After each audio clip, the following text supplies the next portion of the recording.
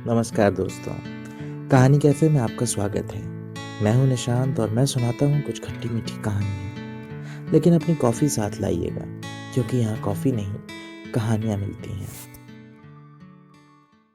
दोस्तों, आज की कहानी का टाइटल है अब मैं भी हटा दूंगा। शनिवार की छुट्टी वाले दिन फ़ोन पर माँ की वही बात सुन वो आज फिर खींच उठा, लेकिन हमेशा की तरह आंखें बंद कर चुपचाप उनकी सुनता भी रहा। मगर जब सब्र जवाब देने लगा तो एक बार फिर माँ से बोला, आप भैया के घर गई हैं तो वहाँ चैन से रहिए। जब वापस आइएगा तब भी ये सब बातें हो सकती हैं। वैसे माँ प्लीज़ समझिए, अब मेरा दिल नहीं करता शादी करने को। हर चीज़ का शायद वक्त होता है और शादी के फैसले के लिए तो वक्त के साथ एक साथी की भी ज़रूरत होती है। उधर माँ ने कहा, यहाँ हूँ तो क्या हुआ, दिमाग में तो तुम्हारी चिंता ही रहती है। कब तक यूँ अकेले ज़िंदगी बिताओगे? जो हुआ सो हुआ, अब उसे भूल कर आगे बढ़ो। अभी बस 40 के ही तो हो, मेरे बाद क्या होगा? कब तक ऐसे अकेले घर संभालोगे? बात आगे बढ़ती कि उसके पहले ही लैंडलाइन की घंटी बजी। मोबाइल के ज़माने में लैंडलाइन की घंटी बजना खास होता है। उस शाम भी कुछ खास हुआ। वो माँ से बात करते हुए अचानक कमरे के कोने में रखे लैंडलाइन की ओर देखने लगा। फिर सोफे से उठते हुए माँ से बोला, अच्छा अभी रखता हूँ, कुछ देर में बात करूँगा। आखिरी घंटी बजने से पहले ही इसने रिसीवर क्रेडिल से उठा लिया। कुछ कहता उसके पहले ही उधर से एक जानी पहचानी आवाज़ में अपना नाम सुन वो बगल में रखी उस पुरानी लकड़ी की कुर्सी पर मानो धंस गया। एक पल की खामोशी के बाद इसने पूछा, ये तुम ही हो?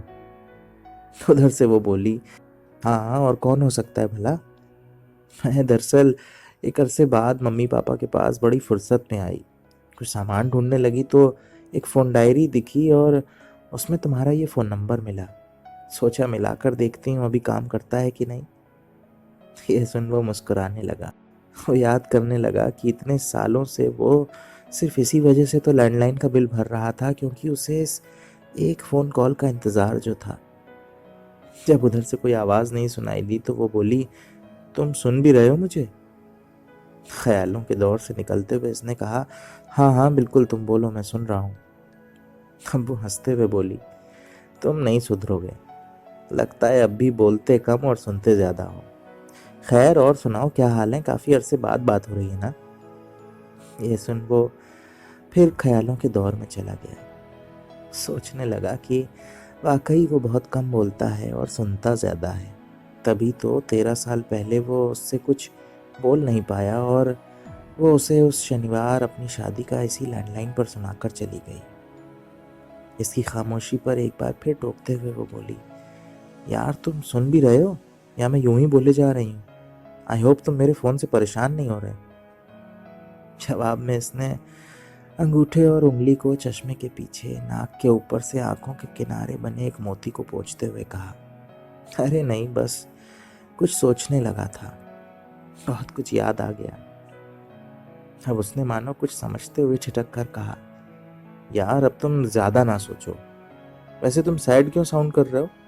अच्छा लेट मी गेस, इतने समय बाद मैंने बात की इसलिए नाराज़ हो और अपने टिपिकल स्टाइल में कुछ कहने की जगह चुप रहना बेहतर समझ रहे हो ना?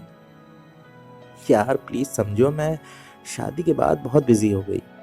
मम्मी पापा के पास जब भी आती तो कभी समय ही नहीं मिला। आज कुछ फ्री थी तो कुछ ढूंढते हुए तुम्हारा नंबर मिला तो सोचा कुछ टाइम पास किया जाए लैंडलाइन नंबर मिलाकर। उसके मुंह से टाइम पास सुन इसके चेहरे पर वही मायूस मुस्कान बिखर गई जो पहले बिखर जाती थी। एक गहरी सांस लेकर उसने चश्मा उतारते हुए कहा, तुम बिल्कुल नहीं बदली, ना मुझे तब समझ पाई ना अब। हाँ, सैड हूँ, लेकिन इसलिए नहीं कि इतने सालों बाद तुमने कॉल की। सैड उस एहसास से हूँ कि सालों पहले हमारी इसी फ़ोन पर रोज़ बात हुआ करती थी। ये सुन वो पहले तो झेप गई, फिर चुप हो गई और फिर अपनी उसी फितरत के चलते सब समझ कर भी नासमझ बन बात बदलते हुए बोली, वैसे यार तुम आज भी लैंडलाइन मेंटेन किए हो, ये बड़ी बात है। मैंने तो बहुत पहले हटा दिया था।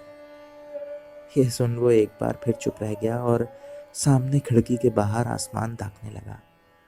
लेकिन जैसे ही गालों पर कुछ गीला महसूस हुआ, अपने आंसू पोंछते हुए बोला, अब मैं भी हटा दूंगा। और यह कहकर इसने रिसीवर शायद आखिरी बार क्रेडिल पर रख दिया।